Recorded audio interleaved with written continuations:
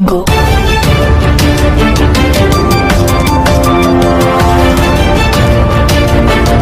बर्तमान बड़ खबर पानीपाग को नहीं बड़ सूचना नुआ अपडेट शीतर थरुची ओडिशा राज्य में जारी रहा 2 दिन प्रबल शीत सहित घन कुहुड़ी जाना कौन सब जिला कौन रही डिटेल्स इनफर्मेशन ता पूर्व वीडियो को लाइक करूँ जदि पार्टी आपंकर सांग साथी मान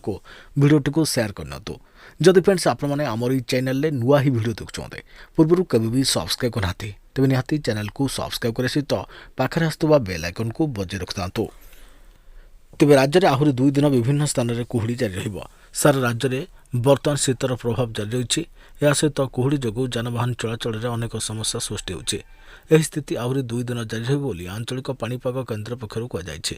तेबे परे तापमात्रा वृद्धि सहित शीतर प्रभाव कमिबो बोली कहुଯାଇଛି पाणीपाग केन्द्रर सूचना अनुଯାयी आसंता 2 दिन मध्य प्राय 2 ରୁ 4 डिग्री पर्यंत तापमात्रा वृद्धि पाइब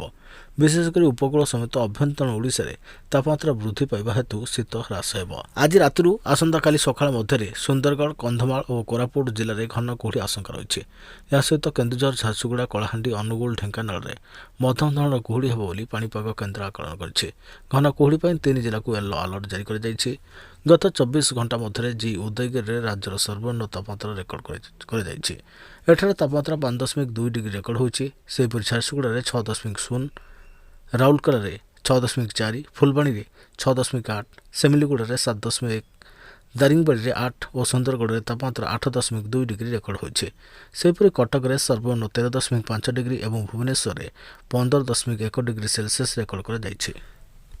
पाणीपाग विभाग आकलन करुच्छे शनिवार जाए रातर तापमात्रा अपरिवर्तित रविवार ठारू 2 ରୁ 4 डिग्री बढ़ प्रभाव में शीत कम